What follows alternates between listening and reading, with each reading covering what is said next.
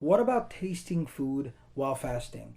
So, particularly, I'll have a lot of times folks in general, especially sisters, asking that if somebody's cooking food, can I just simply taste the food to see if everything is right, the ingredients are right, there's enough salt or not too much salt, or whatever the case may be, while I'm fasting?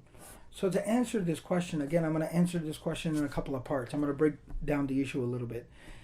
As long as you are touching something to your tongue where you can taste it on your tongue but you do not swallow anything, again, technically, that does not invalidate your fast. That does not break your fast. It does not invalidate your fast. Your fast is okay. It is disliked, however, to be tasting something, even putting something on your tongue. So much so, the scholars were so particular about just even chewing on something or putting anything in your mouth or tasting something, that they discouraged even chewing on things. Like sometimes people have a bad habit of, chewing on the end of their pens. That should be abstained from while fasting, and one should not engage in that because, number one, it's disrespectful towards the fast. It's not becoming of a fasting person. And again, it is just inappropriate, and it is too close for comfort, if you will. Obviously, you're not going to eat your pen, but still, you just want to abstain from any type of chewing and tasting, all this type of stuff while you are fasting.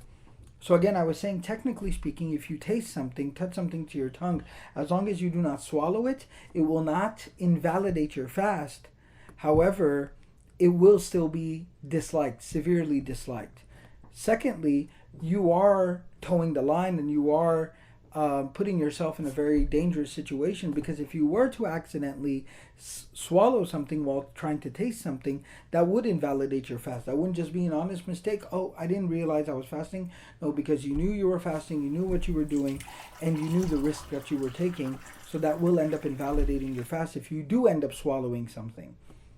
The second issue that I'd like to address in this answer is, again, I said, can you taste something? So technically speaking, it will not invalidate your fast, but it is severely disliked, so you definitely don't want to do it.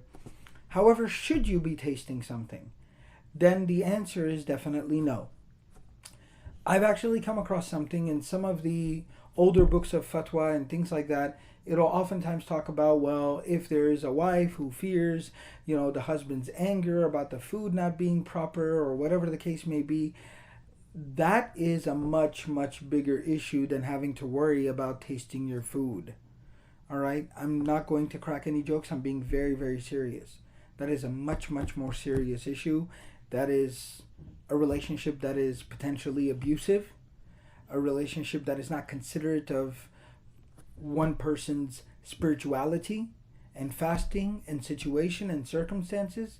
There are much, much bigger issues there that should be resolved through counseling and therapy and getting professional help. I'm being very serious here, and I don't think it's appropriate for us to give these types of answers like, it's okay, just go ahead and taste it so he doesn't get too upset, he doesn't get too angry, because that enables such bad behavior, and it encourages people to stay in and continue to put up with abusive relationships. So that's just a little bit of a side note that I had.